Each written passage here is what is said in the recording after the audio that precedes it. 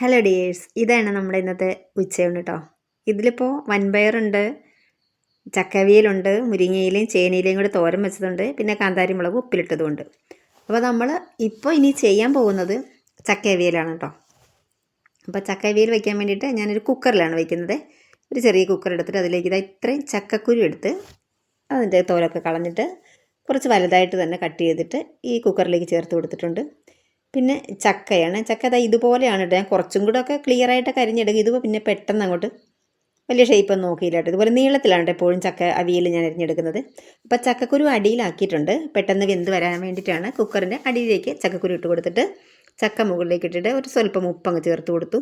അപ്പോൾ ഇത് കുക്കർ നിറഞ്ഞിരിക്കുന്നതുകൊണ്ട് തന്നെ നമുക്കൊന്ന് മിക്സ് ചെയ്യാനായിട്ട് പറ്റിയില്ല. അപ്പോൾ ഞാൻ ഇതുപോലെ ഒന്ന് ഇളക്കി കൊടുക്കുകയാണ് കേട്ടോ.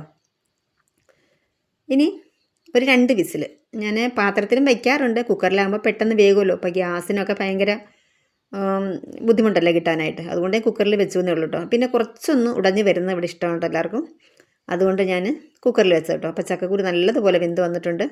ഇനി അരപ്പെന്ന് പറയുമ്പം കാന്താരി മുളക്, വെളുത്തുള്ളി, ചെറിയ ജീരകം, ഒരു 2-3 ഇതൾ കറിവേപ്പില, തേങ്ങ, ഇത്രയാണ് കേട്ടോ അരച്ചെടുത്തിട്ടുണ്ടായിരുന്നത്. ഇതിൽ വെളുത്തുള്ളി ഞാൻ കുറച്ച് ഒരു 4-5 അല്ലിയോളം അരയ്ക്കും കേട്ടോ. ചക്ക ആയതുകൊണ്ട് അങ്ങനെ ചേർക്കും കേട്ടോ. അതുപോലെ ജീരകവും 1 ടീസ്പൂണോളം ചെറിയ ജീരകം അരയ്ക്കും കേട്ടോ. എന്നിട്ട് അത് അരച്ചെടുത്തിട്ട് ഇവിടെ ചേർത്ത് കൊടുത്തിട്ടുണ്ട്. ഇനിയും കുറച്ച് വെള്ളം കൂടെ ചേർത്ത് കൊടുക്കുന്നുണ്ട്. ഞാൻ പല വീഡിയോയിലും പറയാറുണ്ട്, ഞാൻ അരച്ചിട്ട് അരപ്പ് ഇതുപോലെ ഒരു ഡബ്ബയിൽ ഒരു ടിന്നിൽ ഒഴിച്ച് വയ്ക്കുകയാണ് ചെയ്യുക. എന്നിട്ട് അതിലേക്ക് ഒഴിച്ചു കൊടുത്തു. ആ ടിന്നിലേക്കും കുറച്ച് വെള്ളം ഒഴിച്ചിട്ട് അതുകൂടെ ചക്കയിലേക്ക് ചേർത്ത് കൊടുത്തു. ഇത് ഇരുന്നിട്ടൊന്ന് കട്ടിയാകും കേട്ടോ. അപ്പോൾ കുറച്ച് ലൂസായിട്ടാണ് ഇപ്പോൾ ഞാൻ വെക്കുന്നത്. ഇപ്പോൾ ചിലപ്പോൾ ചിലരൊക്കെ എരിശ്ശേരി വയ്ക്കുമ്പോഴത്തേന് ഇതുപോലെ ആയിപ്പോവും. ഇതിപ്പോൾ ഞാൻ അവിയലായിട്ടാണ് വെച്ചിരിക്കുന്നത് കേട്ടോ. ഈ കുറച്ച് ഉടഞ്ഞിരിക്കുന്നത് ഇവിടെ ഇഷ്ടമാണ് എല്ലാവർക്കും. എന്നിട്ട് നന്നായിട്ട് ഉപ്പൊക്കെ നോക്കിയപ്പോൾ കുറച്ച് ഉപ്പിൻ്റെ കുറവുണ്ട്, അതിവിടെ ചേർത്ത് കൊടുത്തു കേട്ടോ.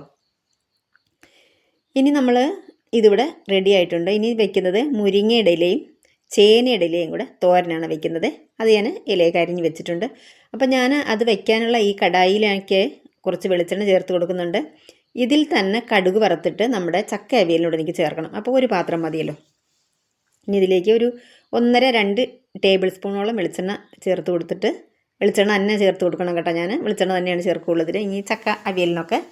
എന്നിട്ട് കുറച്ച് കടുക് ചേർത്ത് കൊടുത്തു. പിന്നെ കുറച്ച് ചെറിയ ഉള്ളി വട്ടത്തിലരിഞ്ഞ് ചേർത്ത് കൊടുത്തിട്ട് നന്നായിട്ടൊന്ന് മിക്സ് ചെയ്തിട്ട് കുറച്ചധികം തന്നെ വറ്റൽമുളക് ചേർത്ത് കൊടുത്തു. നമുക്ക് രണ്ടിനും വേണം. നമുക്ക് ചക്ക അവിയലിനും വേണം, മുരിങ്ങയില ചേനയില രണ്ടും കൂടി തോരൻ വയ്ക്കാനും വേണം. അപ്പോൾ വറവ് കുറച്ചധികം വേണമല്ലോ.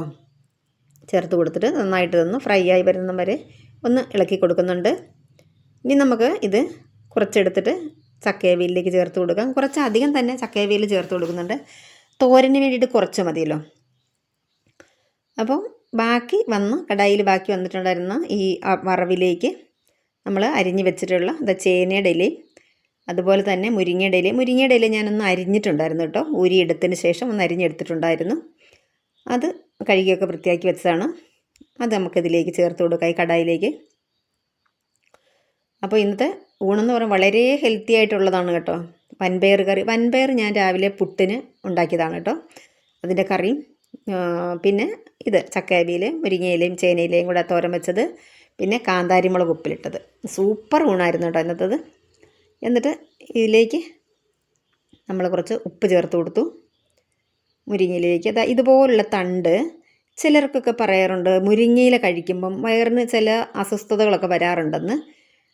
ഇതാണെന്ന് ആ കാരണം എന്നാണ് ഈ അടുത്തിടെ എൻ്റെ അടുത്ത് ഒരാൾ പറഞ്ഞത് കേട്ടോ. ഇതുപോലുള്ള ഈ തണ്ടുകളുണ്ടല്ലോ, ചെറിയ ചെറിയ തണ്ട്, അത് ഓവറായിട്ട് നമ്മൾ ഈ തോരനിൽ വരുമ്പോഴാണ് ഇത് വയറിന് ശരിയാകാത്തത് എൻ്റെ അടുത്തിടെ ഒരാൾ പറഞ്ഞു കേട്ടോ. എനിക്ക് അറിഞ്ഞുകൂടാ അത് എത്രത്തോളം ശരിയാണെന്ന്. പലരും ഒരു 40% ആളുകളും പറയാറുണ്ട് മുരിങ്ങയില കൂടെ കഴിക്കുമ്പോൾ വയറിന് ശരിയാകുന്നില്ല, അങ്ങനെ വിഷയങ്ങൾ പറയാറുണ്ട്. അപ്പോൾ എൻ്റെ അടുത്ത് ഇങ്ങനെ പറഞ്ഞതാണ് ഒരാൾ, ഇതാണ് അതിൻ്റെ കാരണമെന്ന്. എനിക്കറിയില്ല അതേപ്പറ്റി, ചിലപ്പോൾ ശരിയായിരിക്കാം. അപ്പോൾ എന്നാൽ ഇതിൻ്റെ കുറച്ച് ചെറിയ ചെറിയ തണ്ടുകളൊക്കെ കിടക്കുന്ന നല്ലതാണ്. ഓവറായിട്ട് ഇടാതിരുന്നാൽ മതി എന്നാണ് പറയുന്നത് കേട്ടോ. അല്ല, ഞാൻ ഓവറായിട്ട് ഇടാറില്ല. ഇതിപ്പോൾ ഞാൻ അരപ്പാണ് കേട്ടോ. ഇത് മഞ്ഞ കളറിൽ കാണുന്നതാണ് ഞാൻ ഇതിന് അരച്ചെടുത്തിട്ടുള്ള അരപ്പ്. അതായത് നമ്മൾ അവിയലിൻ്റെ അതേ സെയിം അരപ്പ് തന്നെ. വെളുത്തുള്ളിയും ജീരകമൊക്കെ കുറച്ച് അരച്ചിട്ടുള്ളൂ. മറ്റതുണ്ടല്ലോ അതിൻ്റെ ഒരു സൈഡിലിരിക്കുന്നത്, അത് ചമ്മന്തിയാണ് കേട്ടോ. കപ്പയ്ക്ക് വേണ്ടി ഞാൻ അരച്ച ചമ്മന്തിയാണ്. അതിനകത്ത് കാന്താരി മുളക്, ചെറിയ ഉള്ളി, പിന്നെ തേങ്ങ, ഒരല്പം നാരങ്ങ നീര്, ഇത്രയാണ് അതിൽ ഞാൻ ചേർത്തിട്ടുള്ളത്.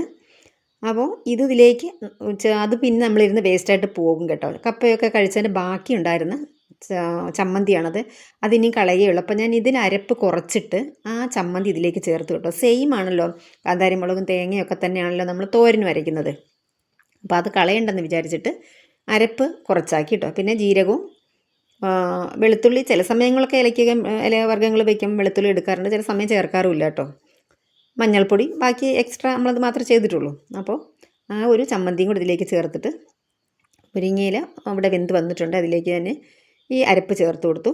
എന്നിട്ട് നല്ലതുപോലെ തവിയുടെ ഈ ഭാഗങ്ങൾ, കണമെന്ന് പറയുക എന്താ പറയുക ഇവിടെയൊക്കെ എല്ലാവരും എനിക്ക് അറിയില്ല കേട്ടോ, പിടി ഭാഗമില്ല അത്. എന്നിട്ട് നന്നായിട്ടൊന്ന് മിക്സ് ചെയ്തെടുത്തു.